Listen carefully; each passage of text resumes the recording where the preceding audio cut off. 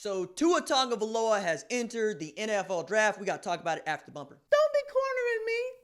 Hold up. Time. You got to help me with that corner shit.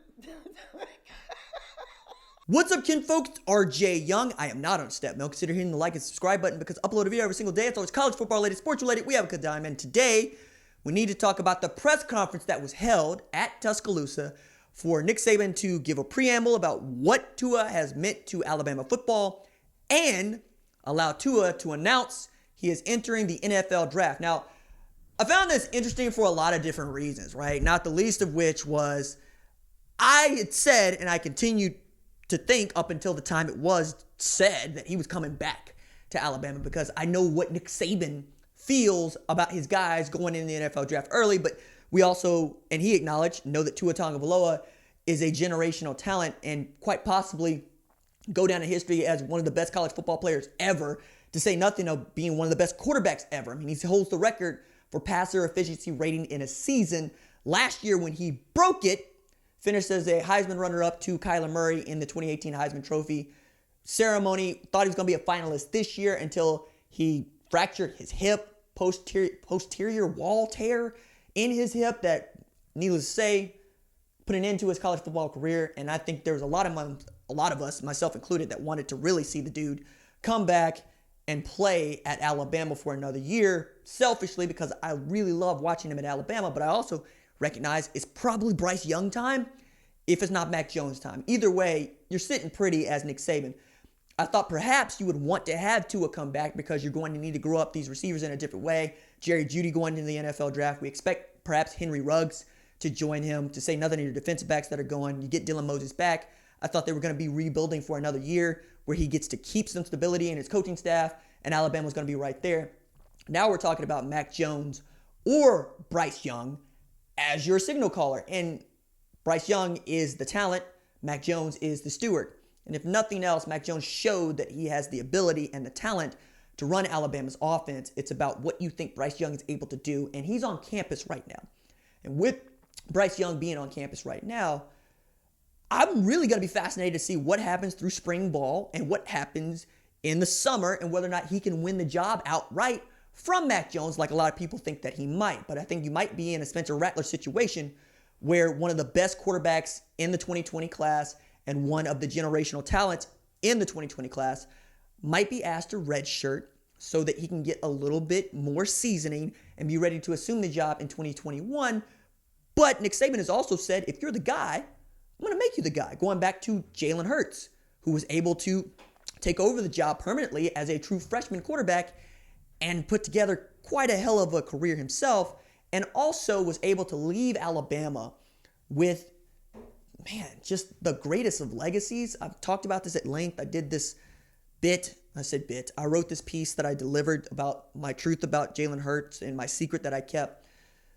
But this is not necessarily the same kind of situation, or it might be, right? Because Mac Jones is not the guy that you might not think. It's not the guy that you want, right?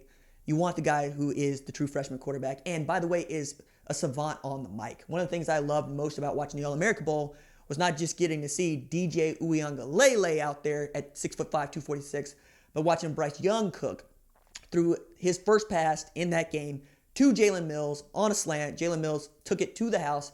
Washington signee, Husky. He's going to be playing for Jimmy Lake and them.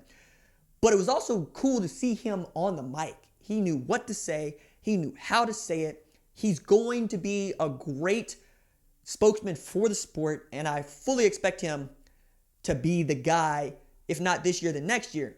But also bear in mind, that might not be what Steve Sarkisian wants to do.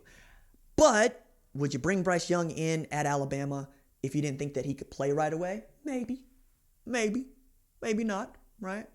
I know that was the feeling at Oklahoma, and even as Jalen Hurts put together what I think is a really great season, the guy behind him is much more talented. And because the guy behind him is much more talented, everybody wants to see that guy get the keys. And now we got Lincoln Riley going through another quarterback derby, his third in 3 years, where again, it feels like Spencer Rattler is going to be announced as the starting quarterback at Oklahoma in August after serving a redshirt year under Jalen Hurts. Tanner Mordecai, we'll see if he wants to he is going to stick it out through spring ball. We'll see if he sticks it out through the summer and through next year if, like many of us believe, he doesn't win the job. At Alabama, you don't have that. You don't have that as even a thing to worry about. Mac Jones wants to be at Alabama. He was never going to leave Alabama. He's always going to stay put and see what he can do next. I think that Nick Saban is in a really great place. I think Steve Sarkisian is in a really great place. We'll see what this means for his maturity. But, I mean, I think the take here is, how did Nick Saban, one, get Jalen Hurts and Tua Tagovailoa, and then two, was able to create not just winning teams and winning offenses around them, but provide them the kind of platform for people to see what kind of class human beings, class men they are. Everybody is rooting for Tua Tagovailoa. Everybody is rooting for Jalen Hurts. That's what makes this sport so fun. That's what makes college football such a cool thing to watch. I'm going to be interested to see what this means for the NFL draft. Like the most of you, I think Miami Dolphins are going, yes, we get Tua, because, Joe Burrow feels like he's going to be the Cincinnati pick, even as the best player in the draft is Chase Young, and he can change the game playing defensive end, but, I'm the only person that would draft him number one. Everybody else is saying take a quarterback, take Joe Burrow, take Tua Tagovailoa. We'll see what the hip is able to do, but he thinks that he's going to be healthy enough to play next season. It's about whether or not he's going to be healthy enough to go through the pre-draft process.